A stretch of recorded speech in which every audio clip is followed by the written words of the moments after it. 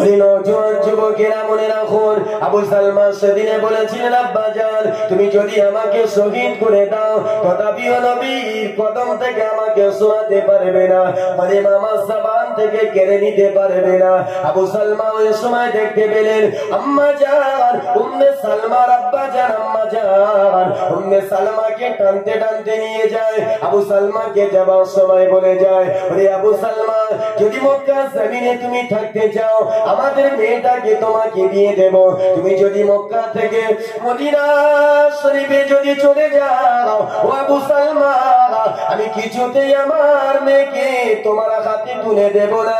আম্মা জান উম্মে সালমা সেদিনে স্বামীর দিকে তাকিয়ে তাকিয়ে অজরে কেঁদে কেঁদে বলেছিলেন, আল্লাহ পাক ও রব্বুল আলামিন আল্লাহ ও রব্বুল আলামিন আল্লাহ আমাকে যদি শহীদ করে দেয়, আমার স্বামীকে যদি শহীদ করে দেয় তথাপিও তোমার নবীর কদম ছাড়বো না, তোমার নবীর জবানের কালেমা ছাড়বো না। ও রব্বুল আলামিন আল্লাহ আমি আম্মা জান উম্মে সালমা আমার জবান থেকে কালেমা না সরে যায়। জোরে বলুন সুবহানাল্লাহ। কি দোয়া করলে? আমার জবান থেকে কালেমা না সরে যায়। বাবাজি কিছু মানুষ আছে টাকার কাছে সব বিক্রি হয়ে যায়, যায় না যায় না, টাকার কাছে কোন পীর খির টিপ চলবে না। কি গো বালান বাবুর ঘটনা পড়ে দেখবেন, মস্ত বড় আল্লাহর ওলি ছিলেন, যার কাছে ইসমে আজম ছিল, টাকার কাছে নারীর কাছে সব শেষ, ইসমে আজম তার খুলে পড়ে গিয়েছিল।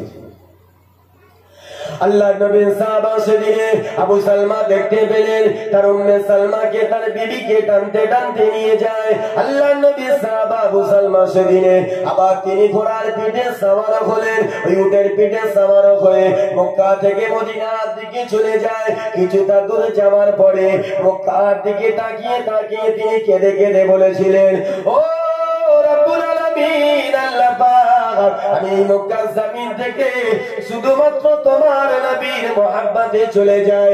এই মক্কার জমিনে আমার নয়নের মানিক আমার কলিজার টুকরা সন্তানকে রেখে চলে যায়। ও রব্বুল আলামিন আল্লাহ পাক তুমি আমার বিবি বাচ্চাকে তোমার হাওয়ালায় রেখে গেলাম, মালিক তুমি আমার বিবি বাচ্চার সঙ্গে আবারও সাক্ষাৎ করিয়ে দিয়ে। জোরে বলুন সুবহানাল্লাহ।